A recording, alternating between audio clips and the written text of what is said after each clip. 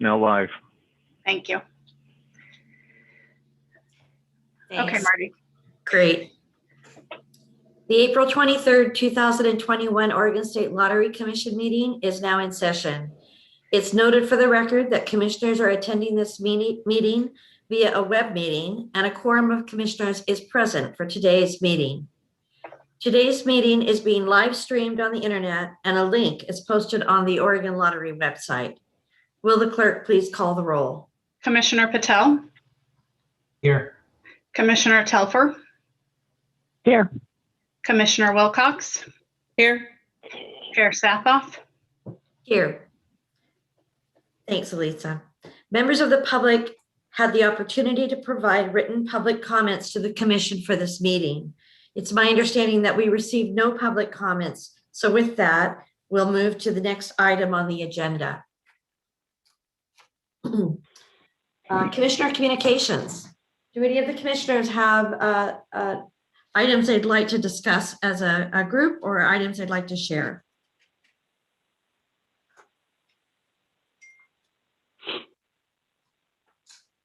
Hearing none, let's go to the director's report. Director Pack.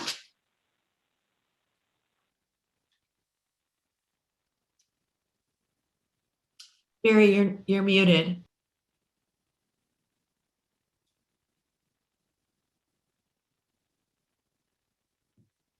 Now you should be unmuted.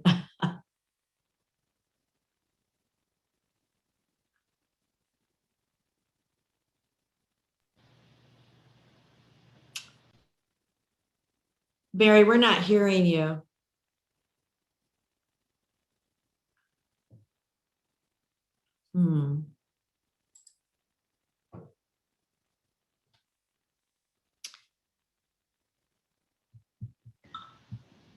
Lisa, can he dropped off and he's rejoining, it looks like. Okay, I was going to say, could the person hosting this see about whether or not he's muted, even though it looks like he's not muted? Can you hear me at this point? Yes. I can hear you. Good. Okay. Thanks. Sorry, we had a Zoom glitch there.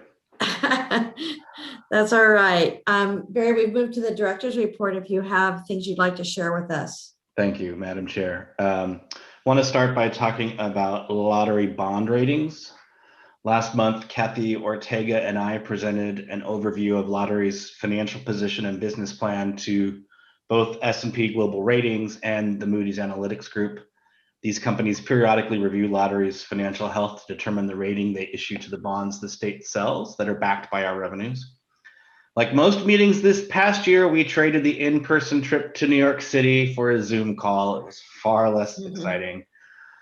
But this year, Moody's maintained lottery-backed bonds at an AA2 rating, a high grade. According to Moody's, they say, quote, the rating incorporates the economic strength of the state, the robust legal protections, ample debt service coverage, and very strong management of the lottery system.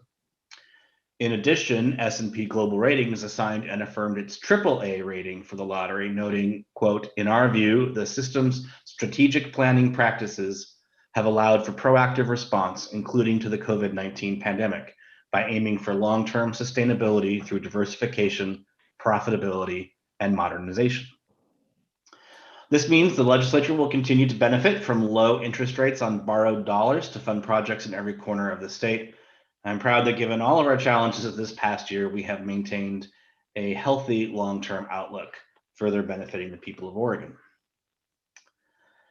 Moving on to the food drive, as I mentioned last month, Lottery participated in the governor's food drive and raised over $9,700 during the month of February. During a recent food drive awards celebration, Lottery was presented with a second place award for most meals per employee for agencies with between 400 and 1,000 employees. We reported 412 employees and 71 total meals per employee.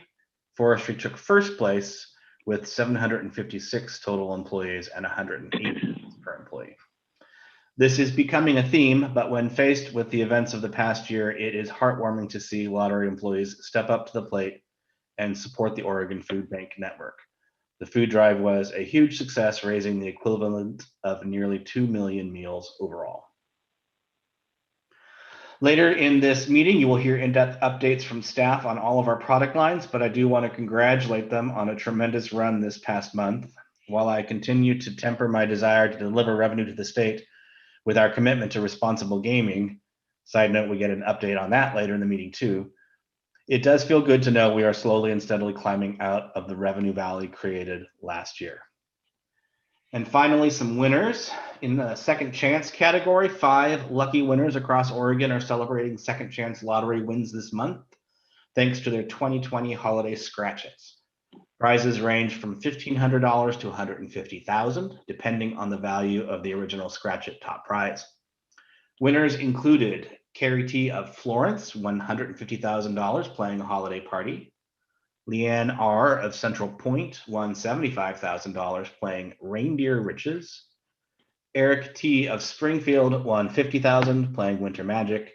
Cheryl C. of Prospect won $10,000 playing Deck the Halls. And Christopher Z. of Cave Junction won $1,500 playing Merry Slothmas. We expanded the second chance drawing last December, and it's great to see it paying off for our players.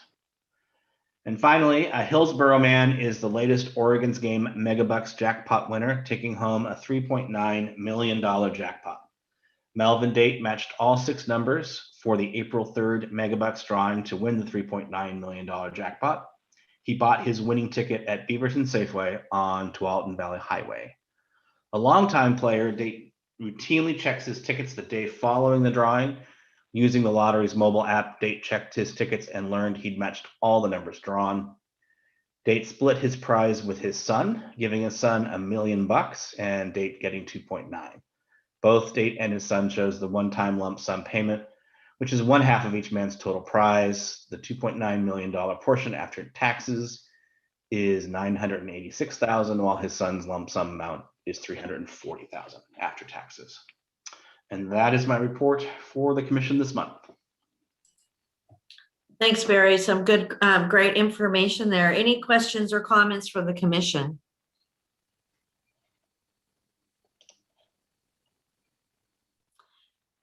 Barry, I don't have a question, but really appreciate the information on the bond rating. I sometimes just wonder how, I know the commission understands, and I know that the lottery itself understands it, but I sometimes wonder how the public understands that sort of deep connection between the health of the lottery, the financing of a variety of projects for the state, and the state's ability to get basically cheap dollars, and that means a cost-effective payback on debt. I sometimes just don't think people see the connection. I don't know that it's our responsibility to show that connection, but I do think it's important that we all understand how important the financial health of this entity is with respect to the state's bonds and, in fact, the state's ratings itself.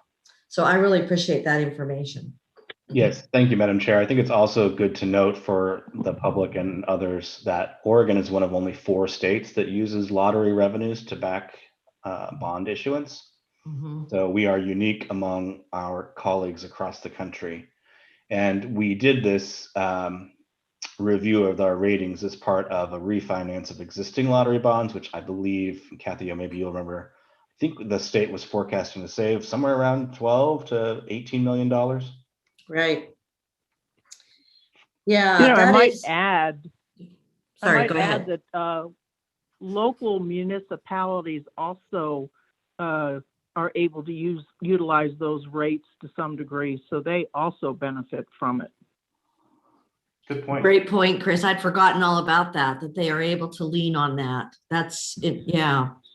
And I think this is Moline, and I think I'd like to echo the comments that, as we think about it from a commission perspective, that these tax exempt bonds go out 30 to 50 years. And so in terms of maintaining the financial stability and the revenue stream that these bonds revenue bonds are supporting over the length of these bonds is really important as we think about the financial health of the lottery and ensuring that it is stable. going forward over multiple decades to help pay these debt payments over the years. Absolutely. It always strikes me as a little ironic to have, healthy but heated debate at times about the growth of the lottery at the same time, either legislative session or interim session, people are talking about issuing more revenue bonds that will need, or as you say, refinancing, depending upon lottery revenues and so on. That I just keep asking myself at times, even do some of the policymakers see that connection? I'm assuming that DAS and the governor's office make sure that they do. But anyway, again, great information. I might ask Barry to keep that kind of, at some point, maybe that we should have a periodic review of the connection between the lottery health and the bonding of the state. It'd be an interesting add going forward, but we'll talk about that later. Let's move to the next agenda item, the minutes. The minutes of the previous commission meeting have been circulated to the commission. If there are no changes to the minutes, is there a motion to approve? I move that the minutes of the Oregon State Lottery Commission meeting held on March 26, 2021 be approved as final as presented today. Do I have a second? Second. Will the clerk please call the roll? Commissioner Patel, Aye. Commissioner Telfer, Aye. Commissioner Wilcox, Aye. Chair Sathoff. Aye. For the record, the motion has passed. Thank you. Let's have Kathy on the financial report. Yes, good morning, Chair Sathoff, Commissioners, Director Pack. For the record, my name is Kathy Ortega, Chief Financial Officer for the Oregon Lottery. And going back to your previous comments on the financial health of the organization, let's look at the statements for March 31st, 2021, which is the end of the third quarter of our 2021 fiscal year. Looking at the statement for the month, it's nice to note that our net revenue of 124.9 on a budget of 102.8 million was 22 million above budget or forecast, which reflects some of the strength that I think people have made comments on in the recent weeks of our robust return once restrictions are lifted. We do have a negative variance on commissions, and that is attributable to the fact that for 2021, we changed the way in which we are calculating commissions paid to the retailers from net revenue to dollars played. And we kind of had to, I don't like to use the term guess, but it's probably accurate, how retailers were going to fall through the tiers and how the new structure was going to play out. And so we were off a bit. It also is a reflection of the fact that retailers, with the shutdown that we had, retailers stay in the higher tiers longer, and we're paying out more in commissions as a result. Hopefully next year during our budget process, we're going to have a little bit better handle on how this plays out with our retailers on an actual basis. We had a slight timing difference on salaries, benefits, and wages, but are positive on a year-to-date basis, which you'll see. And net profit of 81.4 million on a budget of 66.0 million is 15.4 million favorable. Looking at the year-to-date, we have 683.3 million on a budget of 650.1 million, almost 2 million, 33 million favorable to variance. Same comments hold on for commissions and salaries and wages as on the current month statement. And we have a net profit of 403.9 on a budget of 380, or 23.9 million favorable. Turning to the schedule of services and supplies, I've reported previously the reason for the variance on the retailer recovery is due to the fact that we chose to absorb 2 months worth of line charges during the shutdown for our retailer. And so we are negative there. And flipping to the balance sheet, I have that there for you to look at today. One thing that you can't see from the summary level data that I'd like to call out is we accrued 6.33 million of net profits due to the Economic Development Fund, but the PERS for our scoreboard program to date. So it reaches back into last year, but we're going to pay that out in the month of April for that program. So I just thought it was interesting to note that we have a liability on our books and are paying out transfers for scoreboard. So that's really good news. Looking at the capital outlay, you're seeing 75.6 million, and we actually spent 37.4.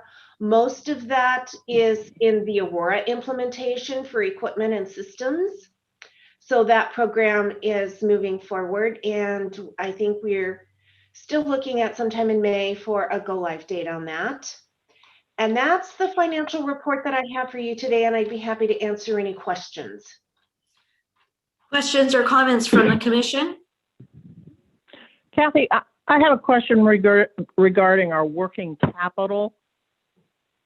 Yes. Do we anticipate bringing that to the full 100 million during the next fiscal year?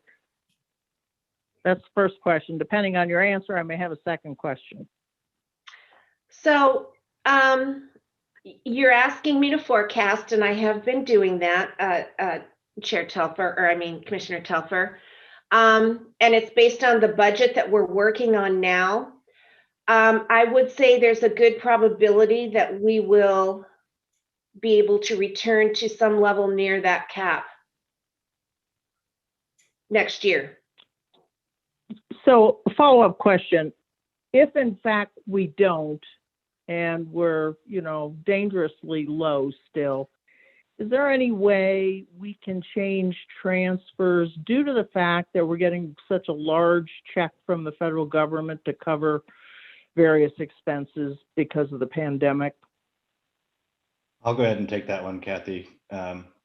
Commissioner Telfer, I think that there are a couple of underlying questions as we develop the budget. The first is, what are our ongoing operating expenses and future investments to maintain our current strategies? And as we spend down the strategic investment reserve that we created, we're going to have to make some choices about what goes into the contingency versus what goes into that reserve to pay for other technology or other projects.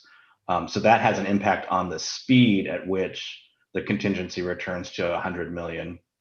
Then we have the question of, is that an adequate contingency reserve? And we'll be bringing you some thoughts on that as we present the budget in the next month or two.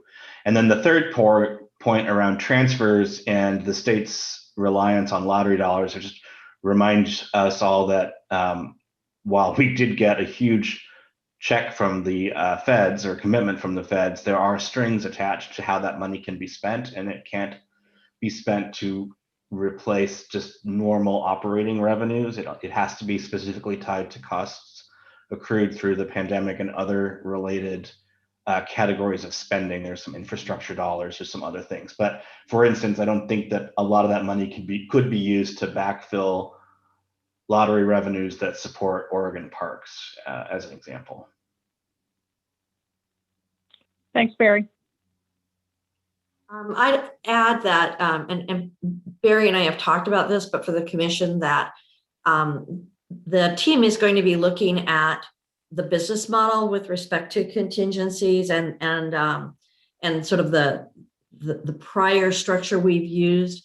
I've suggested that with the advent of scoreboard, as well as any other sort of go forward types of new plans, that the structure, our financial model, it's probably not going to be as stable as it has been in the past, and that all of that, I think, needs to be looked at in light of the growth for the lottery, particularly with scoreboard. So, Chris, I agree with kind of your questions and where you're headed. I think the lottery needs to step back and take a look again, and I think Barry's agreed that's what they're doing. I had one other, I just wanted to, on the capital outlay, we're pretty much almost through the fiscal year. It looks like we haven't, are we thinking we are going to be rolling a lot of these capital dollars over? It looks like we have a lot of our capital outlay underspent. Is that right? Am I reading it correctly? Yeah, I would say that's accurate. And I do think there's going to be some rolling over. You know, I had it in my mind, Chair Safoff, because I know you ask about this frequently, but if you go back and look at the current month, Yep. the P&L on the project, the investment spending, Yep. we are starting to ramp that up. Yeah. Okay. Thanks. I'll look at that again, but I do think I remember seeing that. And some of it was the modernization. And I know that what you said before, we've only spent about half, it looks like, of that. And it was a focus for this year. But I also know that you have all said that this huge, all of this has some interdependencies. Can't spend money before other things are completed. I'm assuming that that applies to the modernization outlay too. I would agree with that. Okay. And I think, you know, also some of the reason for moving things forward on the calendar into the next fiscal year is it's just been a challenge working through our roadmap with, you know. Oh, absolutely. Pandemic. Yeah, absolutely. I totally get it. I'm just trying to keep my arms around what's going on that, but thank you. Mm-hmm. Any other questions or comments on the financial report for Kathy? Okay, is there a motion to approve the monthly financial statements? I move that the Oregon State Lottery financial statements for month ended March 31st, 2020 be approved for the record as presented today. Do I have a second? Second. Will the clerk call the roll? Commissioner Patel, Aye. Commissioner Telfer, Aye. Commissioner Wilcox, Aye, and I'd just like to point out that I think there's a typo there that it's 2021. Yes, thank You're you. right. Thank you. Chair Safoff, Aye. For the record, the motion has passed with the correction in the resolution. thank you. Yeah. And I guess we'll move to the legislative update. Chris, do you still have an internet connection so we can hear you? I hope so. Can you hear me? For me, you might need to speak up just a little louder if that's okay. Let's see. Can you hear me now? Yep, I can. All right. Thank you, Elisa, for sharing your screen. So, Chair Sathoff, Commissioners, Director Pack. For the record, my name is Chris Scarrow. I'm the Rules and Policy Analyst at Lottery. And I wanted to provide a quick update this morning on the legislative session. Thanks. So since I reported to you last month, we did pass an important work session deadline, so we have a better sense of what bills are moving. They also had a resolution to the procedural delays in the House. However, they did have a COVID case, so bills have stopped moving this week, but they hope to be on track next week. As for lottery, I just wanted to walk you through the bills that we're tracking that would affect our operations here at the lottery and where those bills are at as we move into the final months of session. So next slide.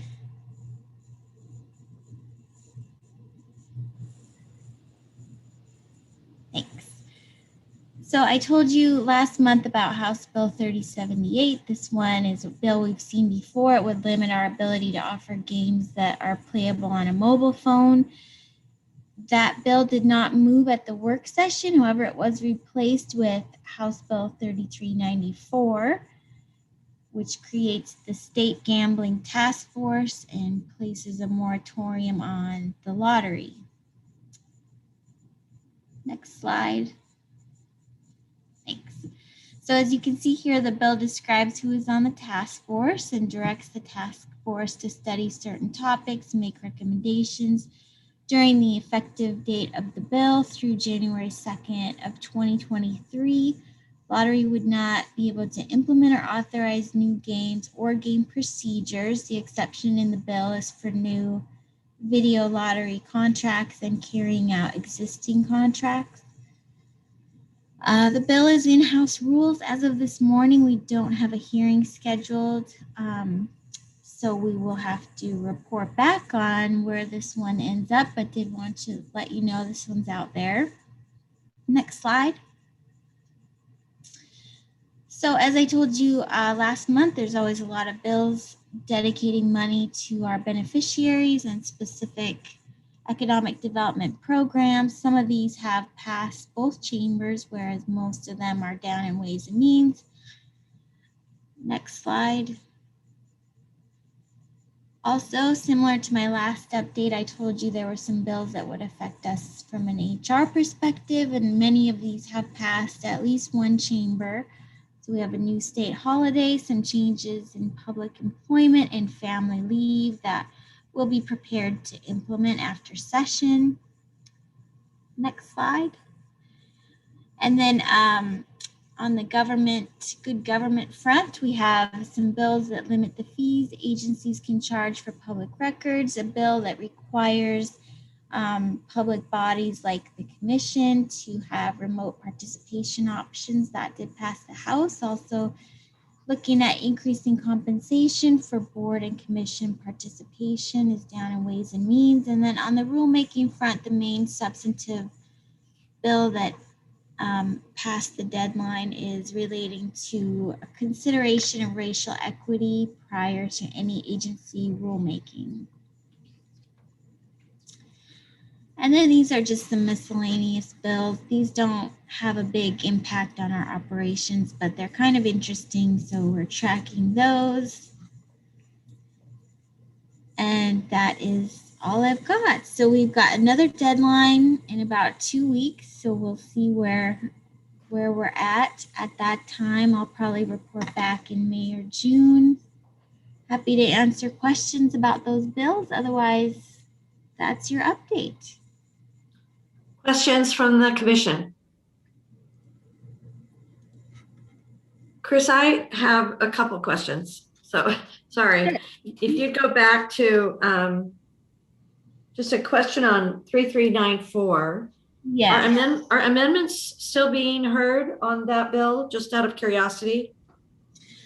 Well, it's a good question. So let me say first that this one, normally we don't see new bills at this point in session. Right. Mm-hmm. And so each legislator does have a priority bill that they can draft outside of the deadline. So Mm-hmm. I believe Representative Evans used his priority bill for this one. And so long as it's in a committee that's exempt Right. from deadlines, they can work on it just like any other bill. So yes, I would. Okay, I was just looking for kind of status on that. And then on the next slide, 6, there's a number of bills that looks like that are hoping to create new beneficiaries for the lottery. Do you have a read on any of those? Are they all gonna pass, or do we have a read on any in particular we're pretty sure are gonna pass? Or do we just not know yet? Well, I would say I don't have a good read. So the 3 bills that do create some new bonding, they did have some bipartisan support in the policy committee. And so they did move down with a lot of support down to Ways and Means. Okay. Once they're in Ways and Means, it's hard to know how that stuff's going to shape out. Mm-hmm. But certainly had a lot of support for these funding options, but does always remain really till, in my experience, till quite toward the end of session where we see really what ends up getting funded. Okay, I was just curious. I hadn't focused on some of any of these other than the bonding bills. So thanks for providing this. Sure. If I could just add something to that, right now the state is waiting for guidance from Treasury regarding the specific use of the ARPA dollars that are coming at 2.6 billion. And so a lot of these funding decisions are kind of a wait and see to see how those dollars can be spent, and then the legislature can allocate other resources to other things. So there's going to be a mad rush at the end because we're not expecting that guidance till sometime, I think, early to mid-May. Yeah, that's what I was wondering. Thanks, Barry. So I do have a question for Chris on, and I don't have it in front of me, the bill that says no new lottery games. Does it talk about new video games that we actually put out there on a regular basis?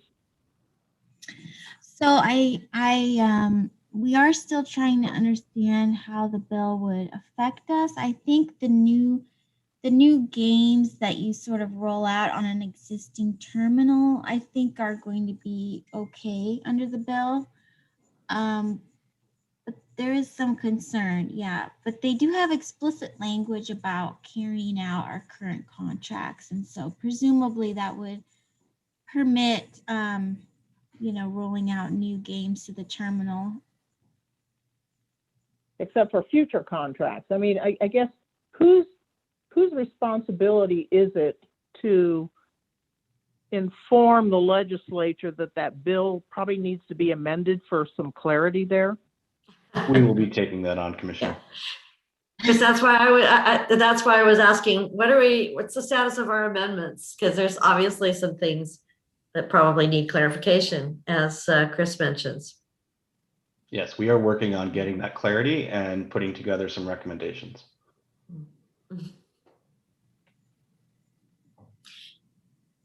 Any other questions for Chris on the legislative update? Okay, shall we move to rulemaking? Sure. Okay. Again, for the record, Chris Scaro, Rules and Policy Analyst for Lottery. So I have just an update on a rulemaking that's related to a recent audit. So you may recall last month, Commissioner Patel reported out from the audit committee that we had audited our process for adopting internal policies and procedures. So for some background, since December of 2013, the director has been responsible for ensuring the lottery has internal operating policies and procedures in effect that inform employees about their rights and responsibilities. We have a range of internal policies and procedures on topics like family leave, building access, and employee vehicle use. The internal audit concluded that Lottery's process is sound and very similar to the process used by state agencies that have a similar governing structure as to the lottery. So the one recommendation, though, was that the commission consider updating an older rule to better reflect our current practice. So that's what you'll see in the meeting materials today, is our proposal to clarify one of our rules and state that the director may adopt internal operating policies and procedures as needed and consistent with any policies and rules adopted by the commission. So I would plan to get the process going and take public comment on that and report back to you probably in June. In the meantime, for those who are interested, there's more information and background in the materials. So happy to discuss this further. Otherwise, that's all I've got on the rulemaking front. Thank you, Chris. Questions or comments for Chris regarding the rulemaking?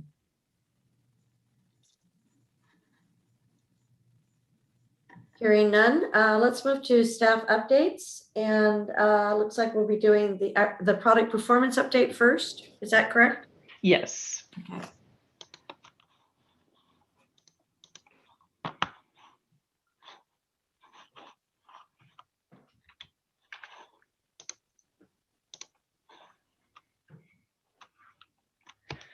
Good morning, Chairs Southoff, Commissioners, Director Pack. For the record, my name is Tina Erickson, and I am the Lottery Product Portfolio Manager for the Oregon Lottery.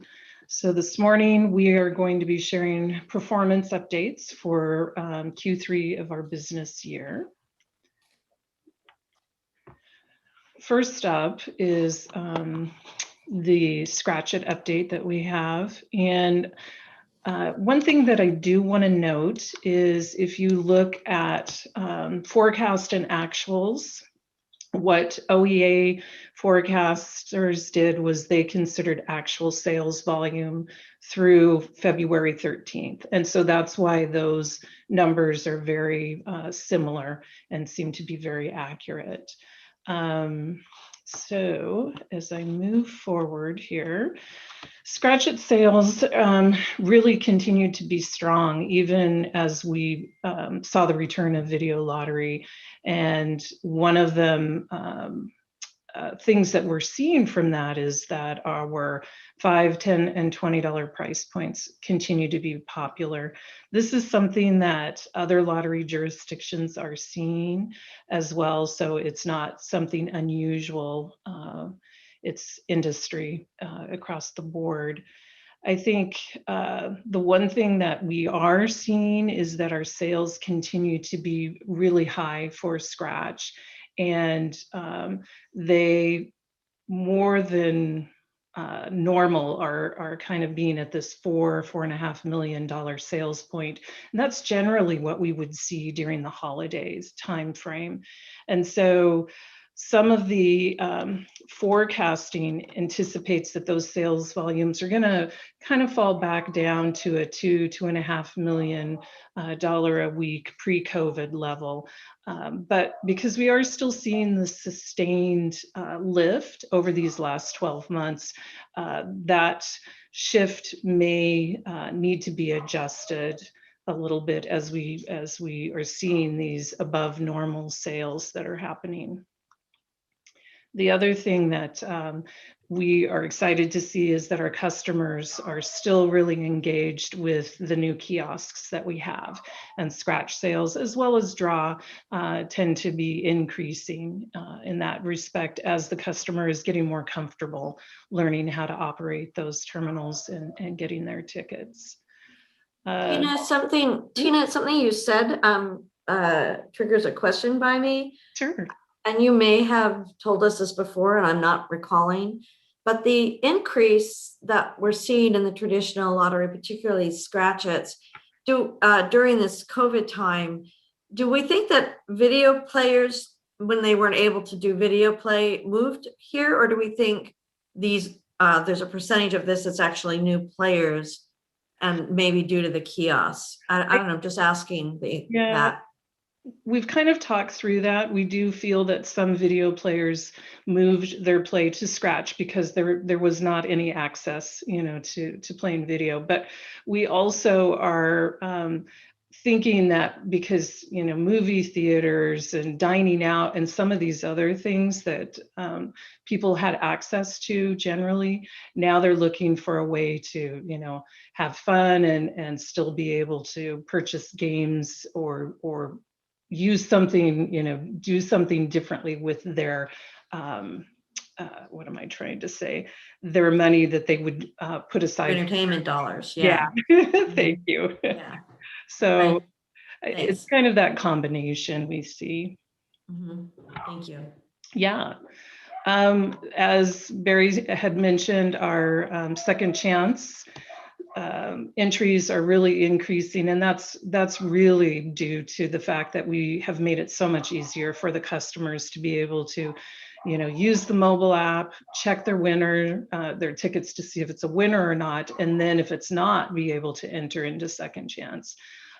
So we are definitely seeing a big increase in that for ease of use for our customer. And then the final point that I wanted to talk about was just really Aurora.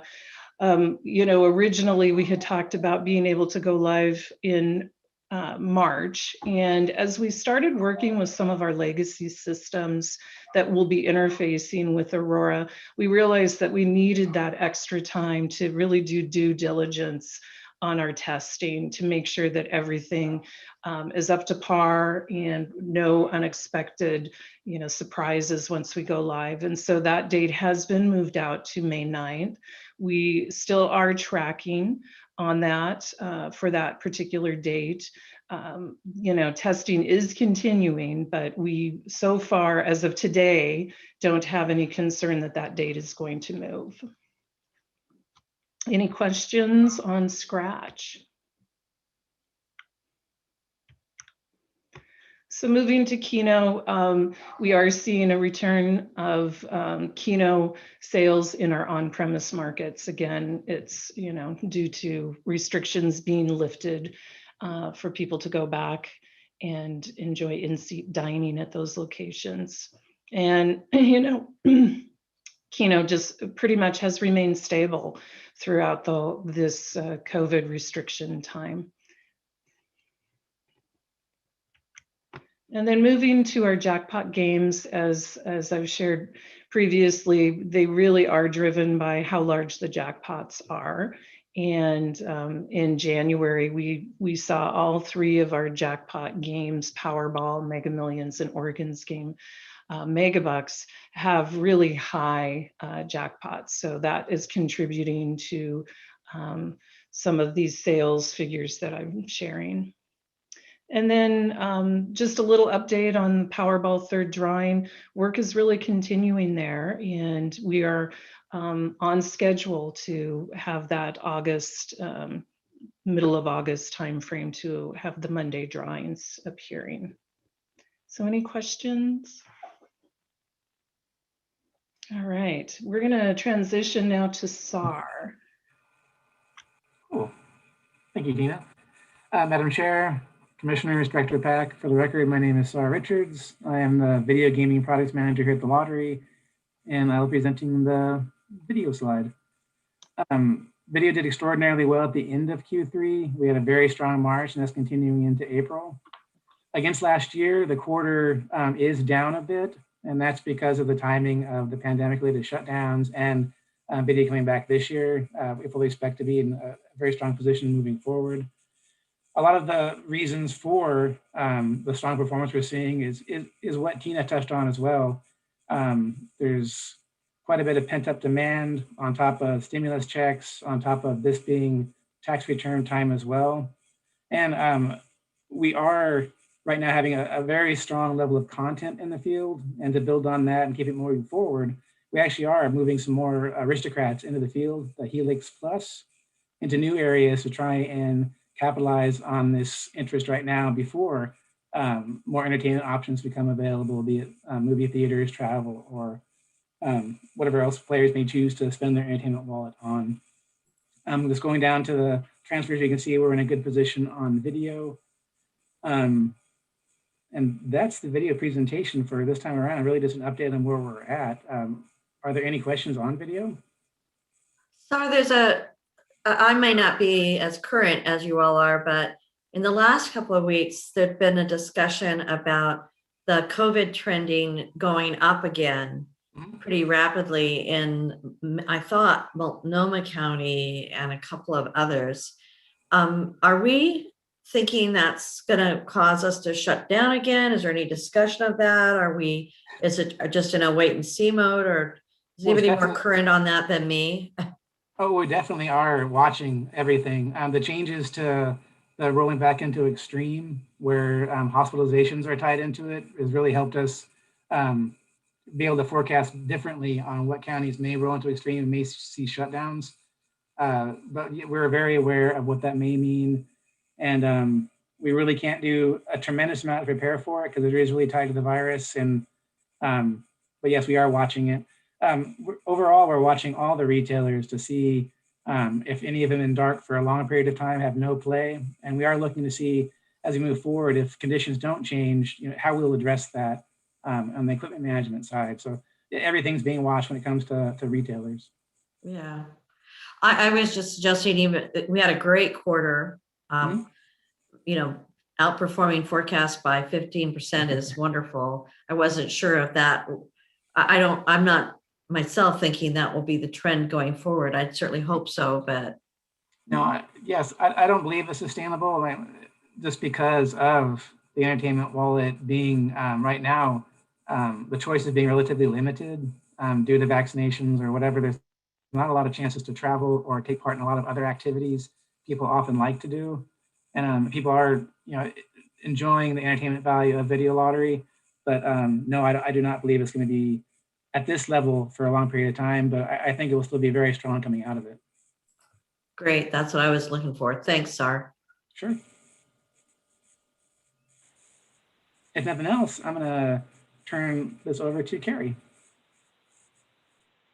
Good morning, Chair, Commissioners, Director Pack. For the record, my name is Carrie Hemphill, Sports Betting Product Manager. I'm here today to give you the scoreboard product update for the last quarter. We saw good growth over the previous quarter and excellent growth year over year. Overall, it was a successful quarter for scoreboard in light of the fact that growth was likely muted in March with the end of the NFL football season and no NCAA betting available for March Madness basketball to fill the gap. But with that said, the main takeaway is that Q3's turnover increased just over 10 million from the previous quarter, and we saw a year-over-year increase of approximately 36 million. January and February posted the highest and second highest turnover figures ever for scoreboard, respectively. January turnover was just shy of 35 million on over 1,081,000 bets, and February turnover was over 29.6 million. In addition, February posted the highest number of unique active players ever, which are registered players coming into scoreboard that particular month to place a wager. Largely, Super Bowl would definitely have contributed to some of that. The month of February had 27,840 players actively wagering on scoreboard. All of this growth was unsurprisingly driven by tremendous interest in both basketball and football, including the Super Bowl. Basketball accounted for over 55% of total turnover for the quarter and just under 50% of total GGR. Interest was largely in the NBA, but we also saw solid numbers in Chinese Basketball League and EuroLeague basketball. The NFL football also performed well with the playoffs and Super Bowl. The Super Bowl was the obviously marquee event for the quarter, which generated very high betting interest. This slide shows that this Super Bowl this year, year-over-year increases in bets, wager volume, and number of active players.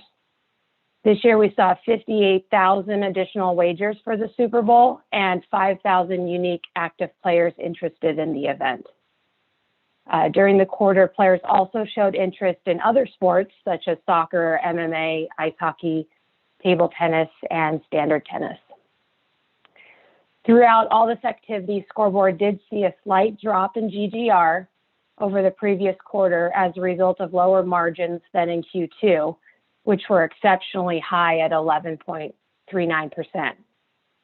Q3 margins, though, still came in at a very solid 9.21%, leading to a GGR of just over 8.3 million and over the forecasted 5.5 million. As Kathy previously mentioned in the financial report update, I am thrilled to mention that for Q3, scoreboard transferred 6.3 million to the Economic Development Fund. Looking ahead, I do anticipate a seasonal drop in scoreboard revenues heading into the summer months. Major League Baseball kicked off this month and will assist with providing an additional library of wagering offers. And we will see playoffs in both NBA and NHL in May. But moving on from there, the overall sports season will naturally float through the slower months, and then we expect to pick up again at the end of summer.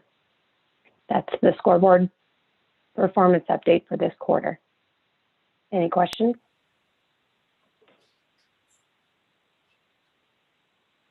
Thank you. Thanks. It's great information, all of it. Thank you all. I think we have Stacy on for Responsible Gaming Code. Yes, good morning. Welcome. Commissioners, Director Pack. For the record, this is Stacy Shaw, Senior Manager, Product Marketing for the Oregon Lottery. Before I jump into this, I did want to just reflect back on the conversation earlier today about lottery-backed bonds. And Chair Sathoff, you said you wonder if customers know and if stakeholders know, how connected lottery is to so many things. And just wanted to mention that we do a lot of work around communicating with customers and other stakeholders where their dollars go, where to things they really care about and directly in their own community. And we've begun to weave that, the bonds and the infrastructure that lottery helps fund into that messaging so that more people are aware of it. Because as you pointed out, I think it's really important for people to know when they think about the lottery and how connected we are with Oregon. So I just wanted to hop back to that for 2 seconds. To really appreciate that. I think it's this avenue. I think is a great.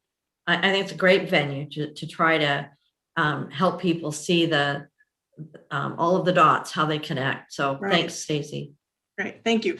So on to the major topic. I'm here today primarily to talk to you about some updates we've recently proposed for the Responsible Gambling Code of Practice. But before I get into that, I'm going to take about 2 minutes to talk about the Problem Gambling Awareness Month, which was March. Next slide, please. As Barry mentioned in last month's meeting, we've participated for many, many years. It's an important event. And it's interesting because lottery does responsible gaming and problem gambling resource efforts all year. But I wanted to share a little bit with what might be a little different, what we did differently in March. So we do a press release about the month. We work to get a governor's proclamation, which we got this year, and here's a copy of it. An interesting thing that we do, we produce 31 days of tweets around different milestones within the month, particularly around March Madness and things of that nature.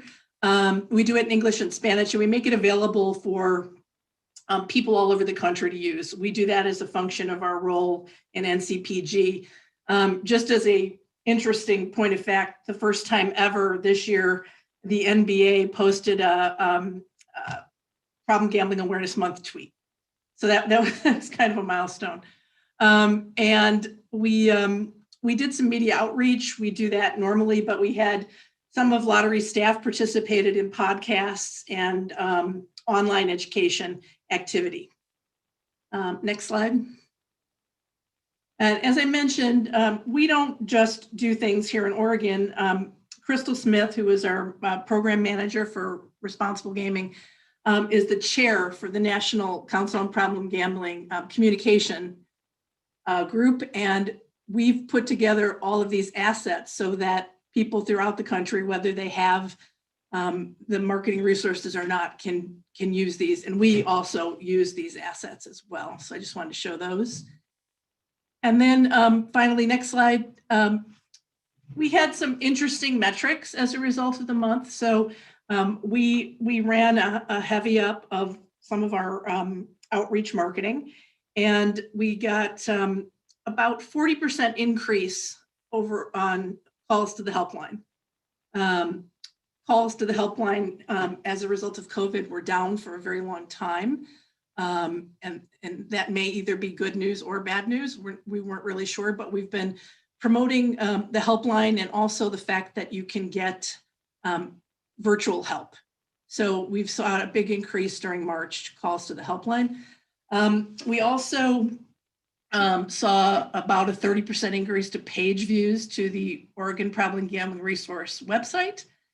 A lot of click-throughs from some of the work we're doing. And this tiny number on the end seems like kind of a nothing number, but we don't usually get retweets or any reactions to posts on these kinds of topics. And we got 46 this month. So that was just an interesting thing relative to that. So before I move on to discussing the code, or anybody have any questions regarding Problem Gambling Awareness Month?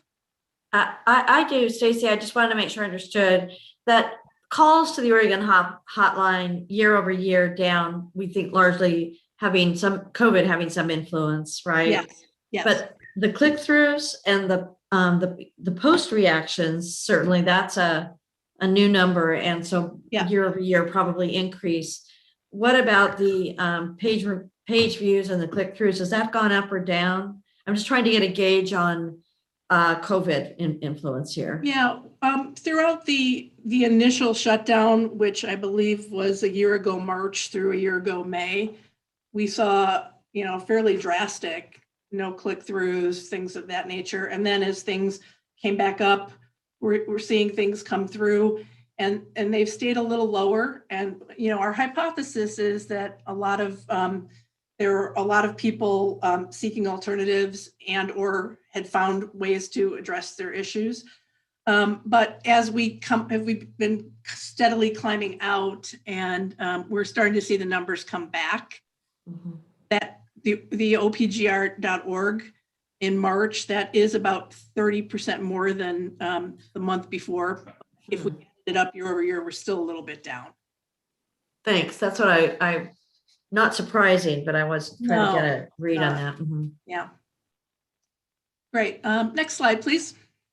So I'm here today to talk about proposed update to the Code of Practice. Next slide. I am not going to read you all of these words. I just wanted to do a quick sort of top level reminder of why we have a Code of Practice. And we have a number of practices, and they're designed to make sure we're committed to all of these things and many more. But if I had to summarize what a Code of Practice is, it commits us to making sure that our players have the information they need to make informed choices about how and if they gamble, and also that they have the knowledge about how to get resources and treatment if they need it. The underlying thing here too that we do need to talk about, this also outlines a shared commitment with our retail channel partners and how we work to do that. I wanted to point out that a version of our Code of Practice lives as a statute under the name Responsible Gambling Code of Practices Act. And that's pretty unique. I don't know of any other, I know of many other lotteries and operators who have codes of practice, but I don't know any of them that have been, put into law, essentially. So just something interesting about our code, and really to showcase how it really has been taken seriously and will live long after all of us are not around anymore. I don't mean that to sound as morbid as it did. Next slide, please. So I think, and if I'm not mistaken, I think that only Commissioner Telfer was with us when we did our first code in 2014. The thing to keep in mind, the thing that is really important is that this is designed to be a living document. It's dynamic. It's updated when new technology or new games that we're going to do come into play. It would be a little bit of a gross understatement to say that things have changed a lot since 2014 in ways we could not have anticipated. So in 2014, we did the first version of the code, and it was adopted by the commission. About 2 years later, we revised it, and revised it primarily to create ways to hold ourselves more accountable to reporting outcomes.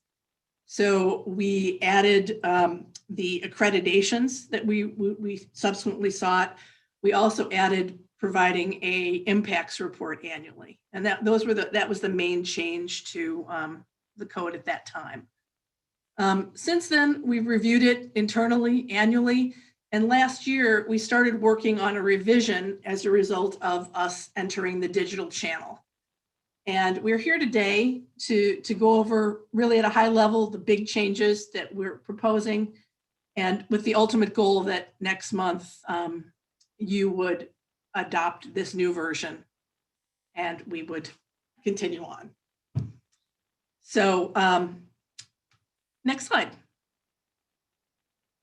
So the primary reason for updating the code at this time is we believe there is an enhanced commitment we have now that we are in the digital channel. I think there is a lot of conversation around the increased risks that are presented by the online channel, by online gaming. But sometimes what it might be overlooked is the great opportunities the online channel provides us to offer customers better information, real-time information, and self-protection tools. When we know the player, we're able to do a lot more and make it a lot more relevant to their situation. It isn't theoretical. So, you know, we're going to lay out some of the things that we can do when we are in the digital channel. A lot of what is in the code, as I said, the code was originally developed to be dynamic. So it envisioned changes, and a lot of what's in there already applied to online gaming, but we wanted to make sure that we laid out things we needed to consider when we had the opportunity to know our customers. So really the bulk, 99% of what we did for the code is to add this practice about how we're gonna increase our commitment to provide customers with channel appropriate information, tools, and help. So next slide. So we talk about the code of practice, and the code has practices, subject areas where we have detailed commitments. So we added a brand new practice in this version called online gaming.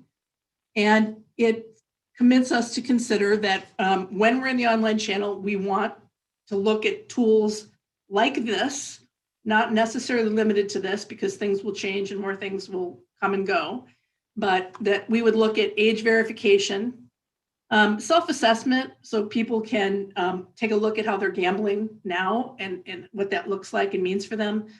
There's a lot of options for limit setting, limiting everything from how much you bet to how much you lose, or to how much you can have in your account at any given time. So there's what they call those pre-commitment tools.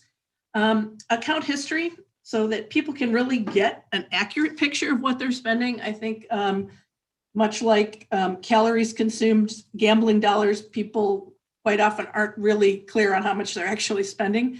And this really gives you the facts. Proactive messaging, so going out and talking to people about observed behavior. And then we also don't want it to be, we want it to be as easy as possible to connect people with free treatment. So when they're online, we can get them directly connected. They don't have to go out and seek help. So I'm going to just pause here to see if there are any comments or questions, because this is substantively the big change to the to the code. First of all, I want to do a shout out for Stacy. I guess it's almost 5 years ago now. The commission had a lot of input into this, or heard a lot of comments from Stacy and her leadership in getting the code of practice developed and approved by the commission. And I got to tell the rest of the commission, this was cutting edge stuff. We were kind of the first in the nation. We had states looking toward us for guidance. We had the national convention in Portland. This was quite an endeavor, and I want to thank Stacy and her staff for putting it together initially and staying on top of it. It's been 5 years since I've heard anything about it really, and really a lot about the problem gambling. And I would hope that going forward, the commission would have hear more input from Stacy and her staff regarding the responsible gaming practices that we're overseeing in this state. It's important stuff, and it's pretty massive. So again, I want to shout out kudos to Stacy for her leadership in developing it and staying on top of it. Thank you, Chair Telfer, or Commissioner Telfer. I do want to point out, we haven't really made anything substantive in the code itself, although as you've noted, we've done a lot of work with how we operate in this channel. For example, we're updating the code today to add these things, but we launched Scoreboard in October of 2019, and we did all of these things without, being required to. I think maybe the reason it's taken a bit to get it ready to be updated into the code is we did reach out to a number of consultants to make sure how we were putting it into the code was specific enough without being too prescriptive relative to things coming up in the future. So thank you very much, and take that to heart. We will endeavor to come more often and talk about some of the things we're working on. Stacy, I have not, obviously was not here when you started this, but I certainly have always viewed our responsible gaming program as well as this code as kind of being best practices and a leader in the nation. So I too thank you for that. I just wanted to say on this online gaming ad, the tools you've added, I think these are really, frankly, are going to be very helpful.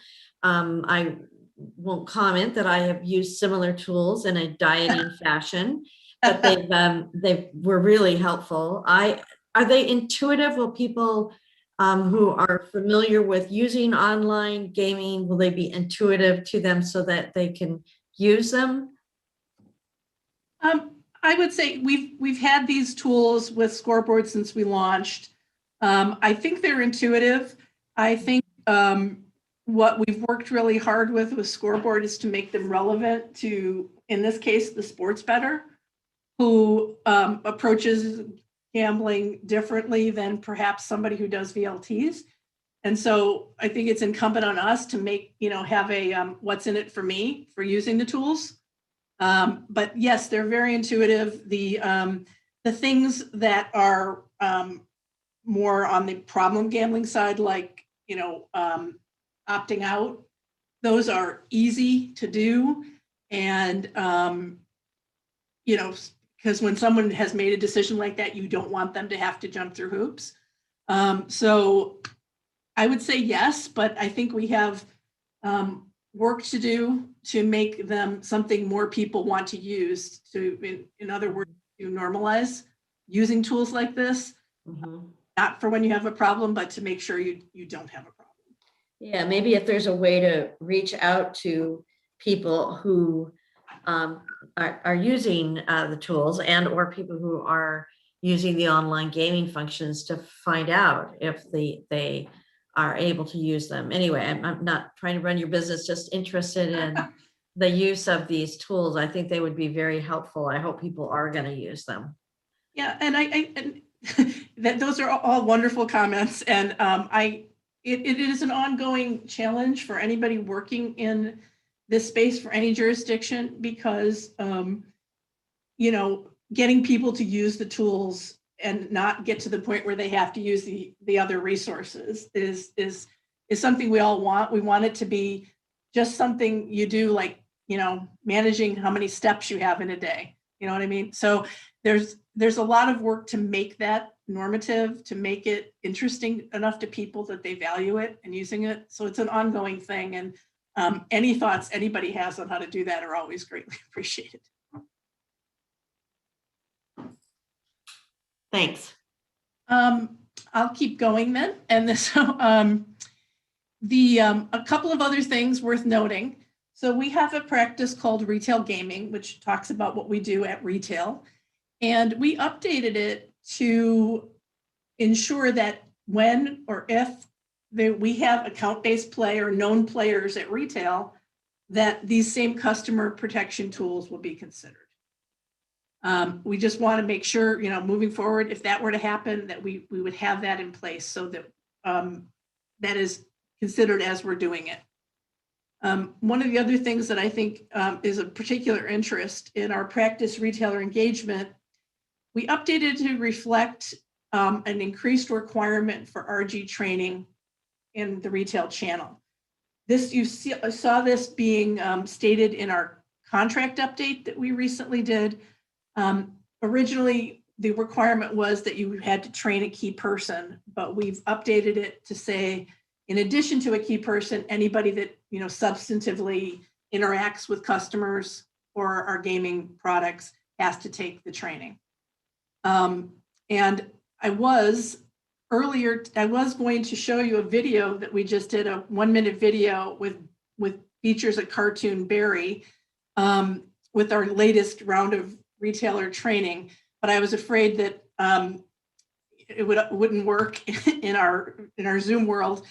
And then it was particularly doing it for Commissioner Telfer, who likes a good movie, but she's on the phone today. So we'll send that out to you in the not too distant future. Yeah, I'm missing the movies. Yeah, well, it's not really a movie. It's just a slideshow right now. We'll get you a movie. Next slide, please. So, and finally, we really, we just updated the practice names and categories so that we would align with common industry terms and harm minimization categories. We've been through, in the past 5 years, we've been through a number of accreditations. And as we submit our work to that, we see that the accreditations follow these same practices. So we adjusted ours to mirror that. As I said before, we have one new practice that we didn't have before because we didn't have an online gaming channel. And we added practice 8, but it basically moved some information around and put it here. So now when we go to submit for accreditation, or when we talk to people about these practices, it lines up with terminology that they're familiar with. So that's really all this is. And aside and apart from these things I've talked about today, there's a few, typos, housekeeping, various things like that. But these are the substantive things that we have. So next slide. So at this point, what I'd like to do is, the idea here was that we share this with you in its entirety for you to look at, share the highlights here, and then give you some time to ask or see if there's anything else you thought we should be looking at. And then with the eye towards coming back next month and asking you to adopt this updated version. Stacy, thank you so much. Any questions or other questions or comments from the commission?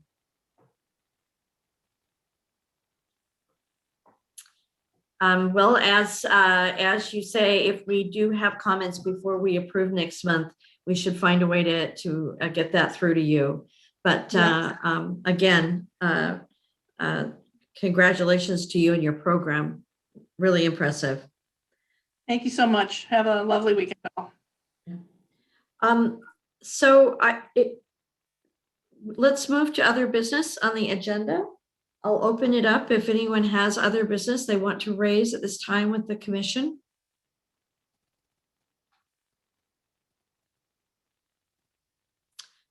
Hearing no other business, this concludes today's meeting of the Oregon State Lottery Commission. The next meeting is scheduled on May 21. Thank you all for attending today's meeting, and we are adjourned. Thanks, everyone.